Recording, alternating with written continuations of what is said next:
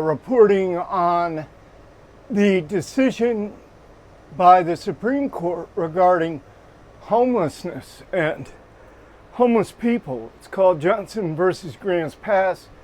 Grants Pass is in Oregon. It's a little city, about 31,000 people. Kind of small, but probably a lot of homeless people.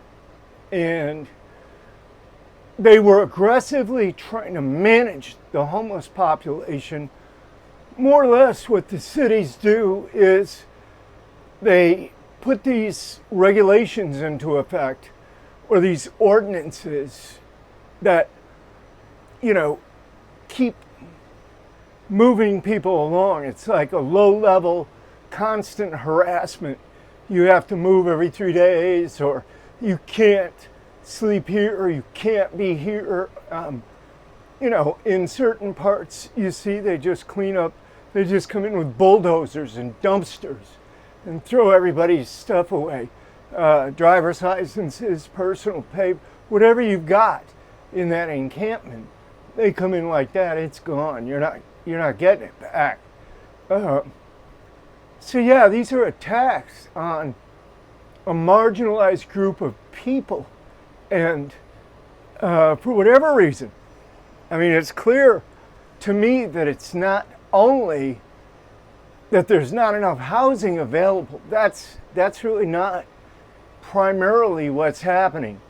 In my experience, it's people who just like living that way, period.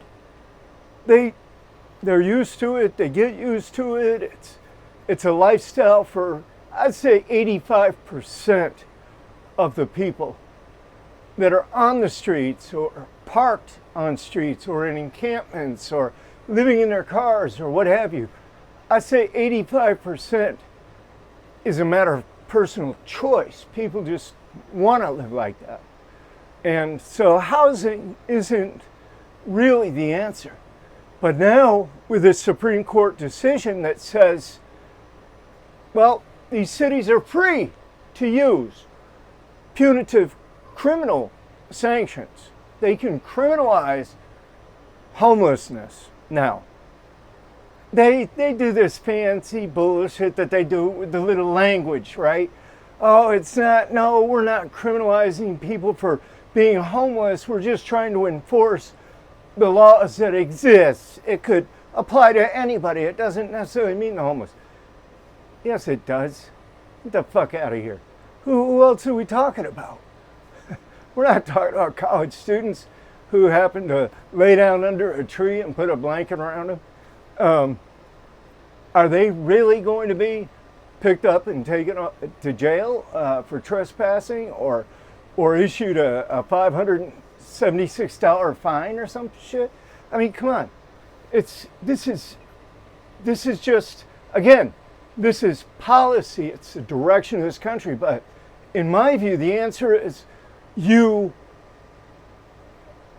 have to get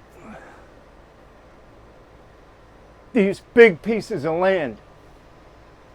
You have to get like a lease on a huge piece of land. A piece of land that, it can be decent. It could be one of these state or county parks, part of it. I mean, they got so much land. Yeah, lease that son of a bitch out to a nonprofit, build in a bunch of spaces, and have those people come on over there. Come on out of these cities, come on out of these places where they're unwanted, and make their encampments, right? Different little locations here and there would be cool. I mean, that works. It works to a pretty high degree, but for all the people that are homeless, and there's a lot, it's going to take a lot of work, but I think that's the answer. Kind of like the Pied Piper, or Moses leading the Habarites out of Egyptia. It's kind of the same thing, right? But that's my take on that case. It simply means that if you're homeless and you want to sleep someplace in peace, that you better find a different spot. You better find a place that you can relax and chill and hang out. And, there's lots of those places around. You don't have to be in a public park. You don't have to be sleeping on the streets or anything like that, really. I mean, there's other places, other ways. And I predict that people will simply, the people who don't want to move, they will have to do something, right? So yes, they are going to, in effect, disappear as much as possible. On the other hand, they're probably, in some locales, there's probably so many homeless people that they just won't disperse. There'll be no practical way to disperse them all. I mean, if you are successful in dispersing possibly hundreds of people in any given area, 5 or 6 or 8 blocks, they're gonna coalesce somewhere. They're gonna come back. And that's just the way it is. I mean, it's going to be a constant job now. And it's really a battle. It's really a war, if you will, against homeless people. That's what it boils down to. The Supreme Court had so many amicus briefs from all kinds of nonprofits and public charities and churches, and I mean, just the overwhelming amicus support for the homeless was astounding. But then the justice, the majority turned around and said, well, we probably should look at what the masses want, but who gives a fuck about the masses? Who gives a fuck about them? Fuck them. We got to set up for the future, man. We got to set up for this fucking revolutionary fucking war that's going to happen down here, because it's on its way. I mean, what it looks like is anybody's guess, but it's coming, I believe. So probably already here. We just don't know it yet. But anyway, that's my take on the Grants Pass case and homelessness and all that. I don't think they ever should have taken the case. Most of the homelessness, like 80-something% of it, is in the Ninth Circuit anyway.